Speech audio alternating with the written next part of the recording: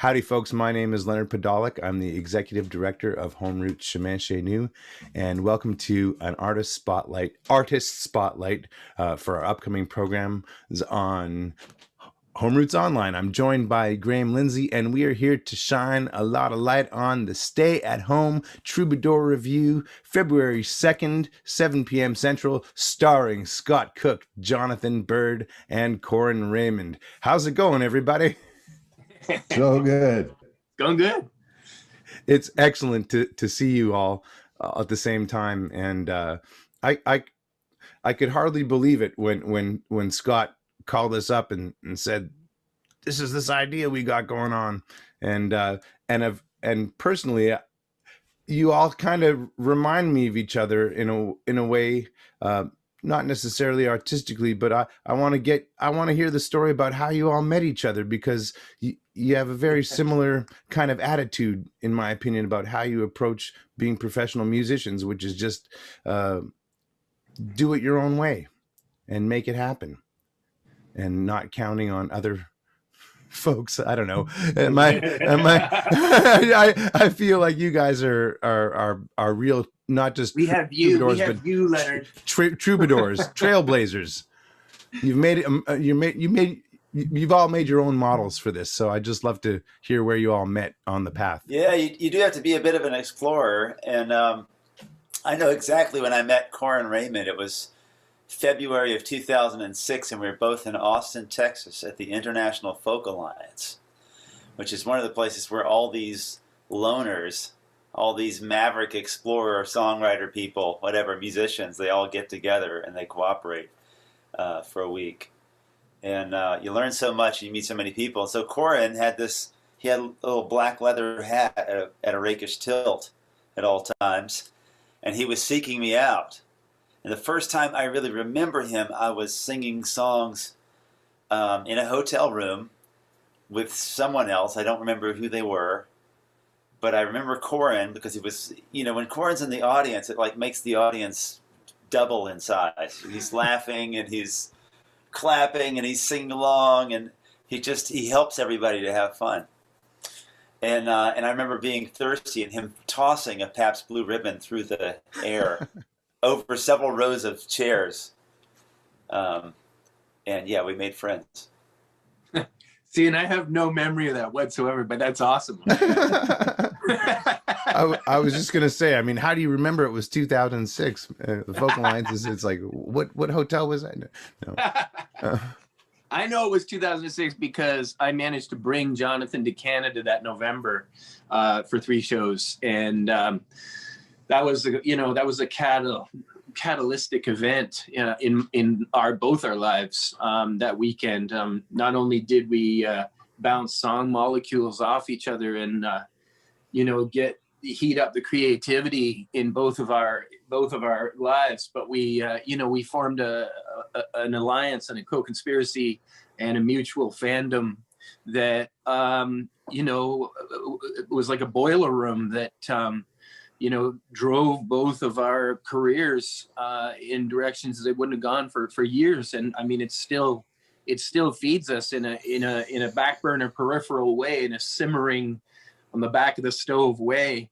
That energy that started that weekend we met in Austin, Texas, and it's never stopped simmering, and that's part of what we're bringing to this event on February 2nd. Is that alliance, and that's just to speak real quick. I'll hand it off, but just to say, you're saying about how we each have been doing our own thing and carving our own models, and part of the carving of our own models with Scott, with myself, with Jonathan, is that all us weirdos find each other eventually, and it's not the industry. I've never met the music industry. Like, I've never even seen it on the street. I don't know what it looks like.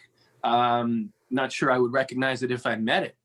But, in forming the alliances between these individuals, we create an industry that is our own. But, like, we're not doing it on our own. Was that alliance with Jonathan Byrd? I don't know. That's like 60% of my career. Meeting Scott Cook which maybe we'll talk about. But I met him at Eaglewood, and I don't even know. Scott will know better what year that was. But these meetings and these bonds and these allyships, I mean, that's half of what we do and half of what keeps us going. Well, that makes a lot of sense in terms of just being a Winnipegger. And when I think of all three of you, there's a whole plethora of musicians that you all probably have in common, just who are your friends from this city. Yeah. And so I'm just imagining just across the whole country, there's probably these pockets of musicians who are all like, oh, Corin's coming to town, Jonathan's coming to town, Scott's coming to town. Absolutely. I really, maybe this isn't a question, but more of a statement, but it seems like community just generally is a big part of, and I don't say community in an esoteric way, but you truly do gather a group of people, co-conspirators and collaborators. I think that's something that you might all have in common. Is that That's the thing. That's the thing that's kept us afloat.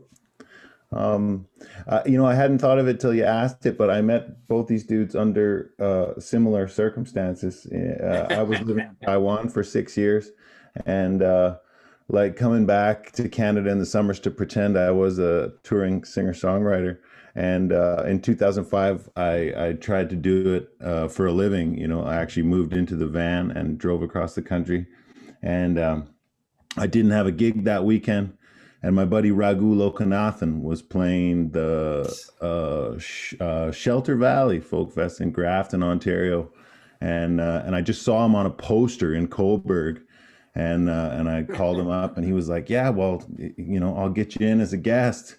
Come on down. And I came down, and I showed up, and Raghu had been up all night swapping songs with Jonathan and some other folks. And so that's how I met Byrd. And the 2 years later, after I maxed out all my credit cards and fled back to Taiwan and tried to make enough money to come back and have another go at it, I was doing the same thing, having just a disastrous tour across the country, and had a gig-free weekend.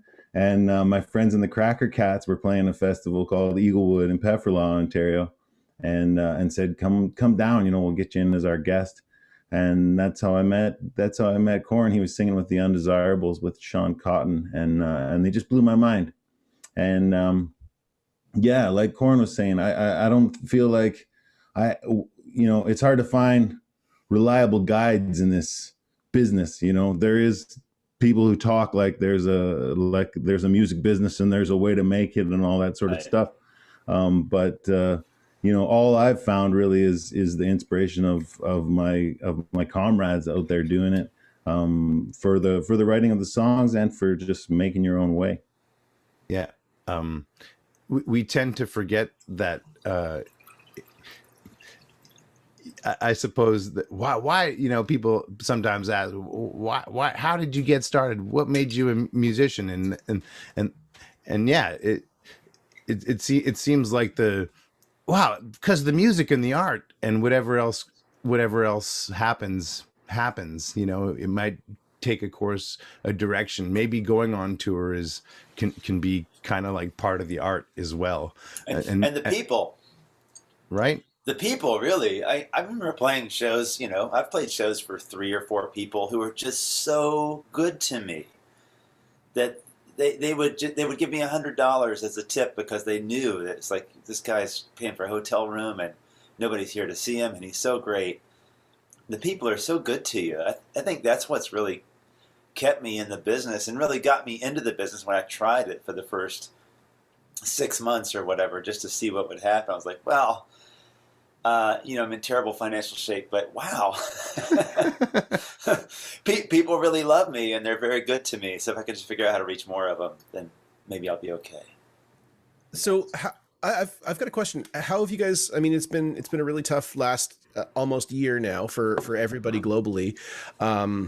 How have you used the fans, the people who've been good to you? How have you either, I guess, just interacted with them, whether it's played music for them or communicated with them, or how have you used that friendship or those relationships in the last year? Maybe I can speak first on that, because I think my answers can be quite different than Scott's or Jonathan's, because I retreated entirely from my fans. And when lockdown first happened, I had been running so hard for many years, but particularly for the year leading up to that, the pandemic, that I crashed in every respect, psychically, emotionally, physically. And I just retreated. I didn't put an email out to my list for almost a year. And I left Facebook, which I think I've posted on Facebook, I think 3 times since the end of last February. And for me, what happened was, I really started to nurture the inner life that is so hard to take care of, and to grow. Like for me, I'm a slow writer. I'm a slow reader. I've read more books during this time than I have over the past decade. And I started doing these writing challenges with other artists, again, reaching out to those threads, reaching out for those alliances with other creative people. I started doing a writing challenge that, at first it was just, I was on the hook for, 4 hours of work a week. And eventually it became an hour a day. And then it became an hour and a half a day and 2 hours a day. And I've got 12 new songs that most of my fans and some of my bandmates even have not heard at this point. I've scratched the foundation. I've written a bunch of material for a new one-man show, a non-musical show that I'm going to be doing a lot of work on in the next couple months. I really went to a place of doing the things that the touring life had really utterly denied me, and that I had denied myself. So I did the opposite of what I think some others managed to do. Because of course it's a time when everybody, we all needed the connection, and the fans want you, they want your heart, they want your love, they want they want you to come and give them some good energy and help them through this time. Well, I didn't do that, but I'm now in a position to do that, and I started a Patreon just about 6 weeks ago that's changed my life and has re-entered me. I'm re-engaged now, but just wanted to say that the pandemic, as difficult as it's been, has also been equally miraculous in its blessings and in the time that it has afforded. And I've done more creative work and gotten more work done and fueled myself with more words and more language. My muscles, my songwriting muscles are stronger now than they've ever been, ever in my life. And that's because I've been working out during this time in ways that I wasn't able to before. So that's just where I've been. Well, that's great. That's amazing to hear, though. It really is. Yeah. Yeah. What about you, Jonathan? How's it going down there in the States? Had to add that, eh? You had to add that. No, I'm. You know what? The world is going to change. The world is going to change so much by the time this gets aired that there's no point in really talking about that. Everything's fine. It's fine. It's fine. Everything's fine. Yeah, I'm just planting a garden, and just everything's great. My son's, back home. Just the virus is really strong right now in our country. Something like 15% or more positive rate and thousands of cases a day just in the state. So everybody sent their kids home. So my son's home again, and it's just a little crazy. There's some very core life changes that have happened that people react to in extreme ways. And Corin just told you his story of how that affected him. For me, I was kind of getting into the live stream thing already, so I built this little television studio basically that you're looking at right now that I sit in. I do lunch with Byrd every weekday, and I do a weekly live stream on Wednesday night from this place. And I just made it easy for myself so I could flip about 5 switches, and in maybe 10 minutes, everything would be on and I could go live. We were doing more of a thing at this place called the Kraken where we played our weekly live stream. And that was going really well for a while, but it got hard to pay the whole crew. There was like 7 or 8 people involved. So we're paring back now. And now I feel like I'm actually in a place more like where Corin was a while back, where it's like, how can I retreat a little bit more? How can I read more and just do more yoga and take care of myself for a little while and then come back with some energy? I'm actually getting ready to release I'm just finishing editing a book of poetry, which I'll talk more about, I'm sure. But I'm really excited about it. It's a love story. It's my love story. It's like a year-long love affair. And the fantasy that you want to happen and what actually happens. And there's all those things. It's like Aeneas Nin or Delta Venus, but it's also like Song of Solomon. There's a reverence in it. It's kind of got a little bit of everything, and I had a great time writing it. I'm having a great time finishing it up. And that'll be fans I've been reading those things live at shows for 2 years now, so fans really want the book.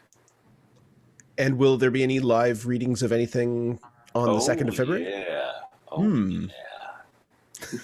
There's gonna be some love poetry. Steaming. In a Barry White voice. He's going to bring the Barry White, I can tell.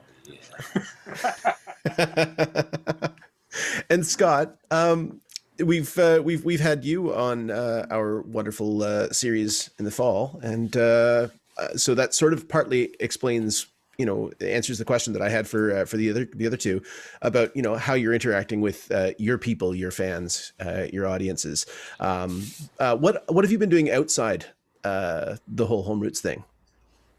Well, it's a pretty major shift of gears for me because I was living in my van for like 13 years. And yeah, that all came to an end. I actually moved into a house here in Edmonton at the beginning of February, which ended up being great timing because I had somewhere to come back to when living in a van wasn't an option anymore. And yeah, I've been really just taking the opportunity to kind of do all the things that I hadn't been doing. I've just sent off 6 years of taxes that I never had filed, which is feels like a amazing weight off my back. And I've been taking online music lessons. I've been studying guitar with Brian Sutton, flat picking, learning. Oh man. And it's great. And yeah, and just kind of digging into all the things that I never had time for on the road. But the shows have been fun too. We've been doing monthly shows. I happen to be quarantined with 2 other musicians, my sweetheart Pamela and our buddy Elliot Thomas. And so we made a band, and we've been doing these monthly shows from here. And then other special ticketed things like that Home Roots show that we did. And when it was warm, we went outside and played some gigs in people's front yards and backyards and side alleys and park spaces and all kind of stuff like that. And yeah, at the moment me and Pamela are scheming about getting out to the islands in May to tour by bicycle. So we'll see by that point, where it's at, whether we're playing inside or outside. But as kind of deflating as it was to watch the dominoes fall of like a year's plans that you put so much time into teeing up, it's been really freeing in another way to just absolutely to just have your plans evaporate and then think, okay, where am I now, and what do I want to do? And I mean, in a way, having your life planned a year and a half in advance, I mean, it sure helped for getting good gigs lined up and stuff like that. But I feel really clear-eyed right now in a way that I haven't in a long time. I know. I'm sorry, Leonard. Go ahead. No, go ahead. No, I was just going to say, with the dark clouds that are everywhere these days, you know, with the pandemic and with the struggles that are going on, Black Lives Matter and everything that's happening, to find something that's positive, and to have each of the three of you say that you know, even though it was bad or it was dark, you know, finding that light. I appreciate that as somebody who is relentlessly, and I apologize for this, annoyingly positive. Can I really quickly say, I feel like I need to interject there on behalf of the darkness, because, you know, the dark clouds are how I find the sun, and the pandemic, in the way that it shut us down, you know, we're the stay-at-home troubadours. This is the stay-at-home troubadour review, and a troubadour is someone who travels. A troubadour is someone who's always traveling. And like Scott said, you know, to grind to a halt, and for me to grind to a very sudden standstill after running so hard, and I would have kept going. I think all of us would have. I think especially me and Scott. You know, we would have just kept going until we died. You know what I mean? And it's like the pandemic was amazing in that way, that it just stopped everything. Now, of course, what happens is, and especially for someone like me, I can't speak for anyone else, but I know about the personal trauma that I have been carrying all my adult life. And although I'm aware of it and have done a lot of work to navigate it and to make my life possible through it, you know, there's certainly a lot of self-examination and a lot of feelings and a lot of hard stuff that I had been avoiding, like at a breakneck speed. And you know, I've felt a deeper despair and a kind of loneliness this year that I've never experienced, but have been carrying my whole life. And it's not that it was not a part of me, and it's not that it wasn't an important part of me, but I've had a lot of times this year where I have my whole life in both directions has just been vistas of failure, and a kind of loneliness that feels like being filled by a planet of rainstorms that there is no escape from. And what I want to say is that's not a bad thing. And in fact, it's been a very powerful place to be, and a very fragile place, a very difficult place. But I have, you know, I've really gone there. And that's what I bring. That's why people love me. That's the love I have to offer my fans, my friends, particularly in this case, my fans, is that I'm willing to go to the hardest places that I have. I'm willing to go to my dark places. And I actually find that there's an education there that there is no substitute for anywhere else. And I want that education. So when we talk about it and you say you're relentlessly positive, Graham, which I really appreciate, and I am also relentlessly positive. I'm an incredibly optimistic person, and I have a joy, and I'm so thrilled to be alive. And I love people so much. I have so much love for every aspect of my life, and that really keeps me going. So I'm also relentlessly positive. But to talk about the darkness as if it's something that isn't a gift, to talk about this time as if being broken down is something we all just need to cover up and move on from. We need to move through it, but we need to bring those pieces with us. And those dark clouds are absolutely essential. So I just want to say that on behalf of the hard moments. And stay down. Well, it's funny because while you were saying that, I just felt lifted up, and I could relate to it, as I'm sure most of the people watching this video will also relate to. And I really hope, folks, you can join us. This has been another one of my favorite artist spotlights ever on any medium, whether or not I'm involved or not. But On behalf of the entire Home Roots crew, my colleague here, Graham, all of you guys, we sure hope you'll join us February 2nd at 7 p.m. Central for the Stay at Home Troubadour Review. See you there. Thanks, everybody.